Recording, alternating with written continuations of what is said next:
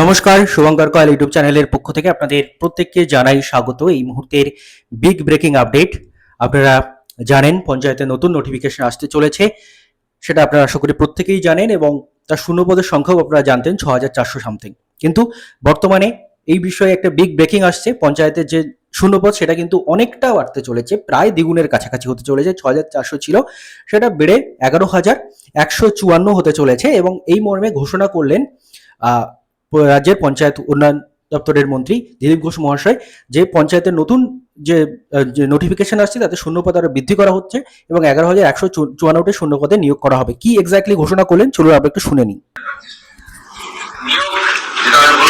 বর্তমানে রাজ্য জুড়ে পঞ্চায়েতের 3টি স্তরে 11154টি পদ খালি রয়েছে।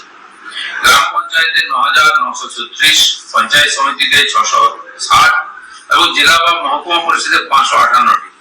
পূর্ববর্তী মন্ত্রিসভার বৈঠকে এগুলির মধ্যে 6536টি পদ সরাসরি নিয়োগের জন্য অনুমোদিত হয়েছে। গ্রাম পঞ্চায়েতে 5509, পঞ্চায়েত সমিতি 564 এবং জেলা মহকুমা পরিষদে 463টি। তবে নিয়োগের প্রক্রিয়া শুরু হয়নি, পরীক্ষা ইত্যাদি হবে। তার সঙ্গে যেটা আমরা টার্গেট করেছি যে 11154টি পদের একসঙ্গে নিয়োগের ব্যবস্থা হোক।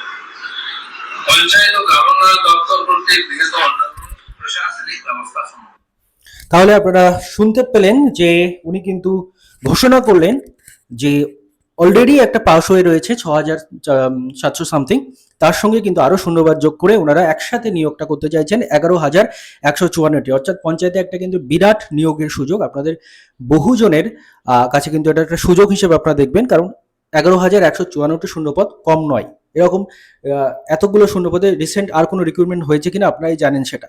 তো বেশ আশার খবর বলা যায় যে পঞ্চায়েতের নতুন নোটিফিকেশনও দ্রুত আসছে এবং পূর্ববর্তীতে যেটা পাশ হয়ে রয়েছে মন্ত্রিসভায় 6700 সামথিং পোস্ট, সেটা সঙ্গে আরো নতুন পোস্ট অ্যাড করে সেটাকে বাড়িয়ে 11154টি শূন্যপদ করা হচ্ছে। এবং যেমনটা আপনারা শুনলেন রাজ্যের পঞ্চায়েত মন্ত্রীর বক্তব্য, অফিসিয়াল ভাবে কিন্তু খুব তাড়াতাড়ি এসে যাবে এবং উনি ঘোষণা করে দিয়েছেন, মানে এগুলো হতে চলেছে। এটা নিয়ে ধরে নিয়ে আপনার প্রিপারেশন নিন। 11154টি শূন্যপদ হতে চলেছে এবং এর নোটিফিকেশনও খুব বেশি দেরি হবে না।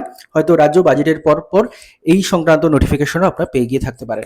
তো এই হচ্ছে ইনফরমেশন। ধন্যবাদ সবাইকে ভিডিওটি মন দিয়ে দেখার জন্য।